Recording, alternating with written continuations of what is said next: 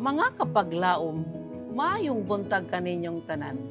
Ang atong hilisgutan karong Hulyo 17, giuluhan og ang puloy-anan dangpanan sa mga batanon.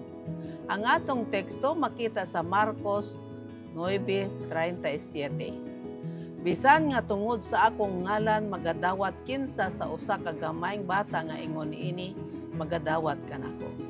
Kapag laom, ang ato mga puloy-anan, angay nga mga dapit dangpanan sa natintal nga mga batanon.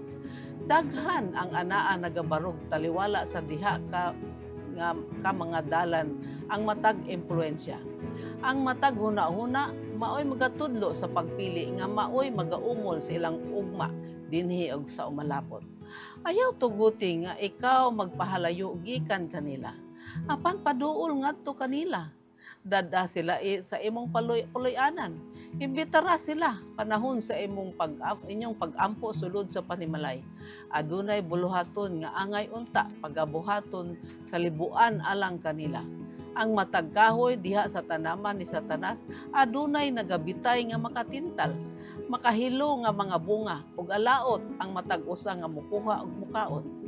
Ang dautan nagaauhag kanila, ang ilang pamaagi gihimo nga makapadani. Aduna sila pag-abi-abi sa matag moabot. Anaa palibot kanato ang mga batan-on nga walay puloy-anan ug daghan kanila ang adunay puloy-anan nga walay makatapang, makapadasig nga makaligon ug nga mao ang mga batan-on moadto sa dautan. Padulong sila pagkalaglag sulod sa mga anino sa atong kaugalingong mga pultahan. Kini nga mga batan-on nagkinahanglan sa mga kamot nga gituyhad ngadto kanila uban sa kaluoy. Maayo nga mga pulong, yano nga gisulti, ginagmay nga pagtagad, yano nga gipakita, mao'y mopapha sa mga panganod sa tentasyon nga nagapalibot sa kalag. Ang tinuod nga pagpakita sa kaluoy nga gikan sa langit adunay gahom sa pag-abli sa pultahan sa mga kasing-kasing nga nagkinahanglan sa kahumot sa mga pulong nga sama kang Kristo ug sayano may nampingon nga paghikap sa espiritu sa gugma ni Kristo.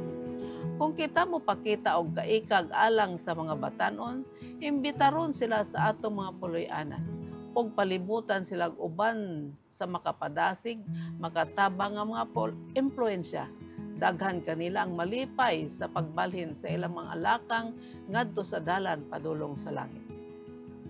Kapag laom, inumdumi nga ang kalipay dili makaplagan pinaagi sa pag-atiman sa imong kaugalingon lamang. Makontento diha sa pagpadayag sa imong pagbati ngadto sa matag usa. Dawata ang matag kahigayunan alang sa paghatag og kalipay ngadto sa mga tawo nga anaa palibot kanimo.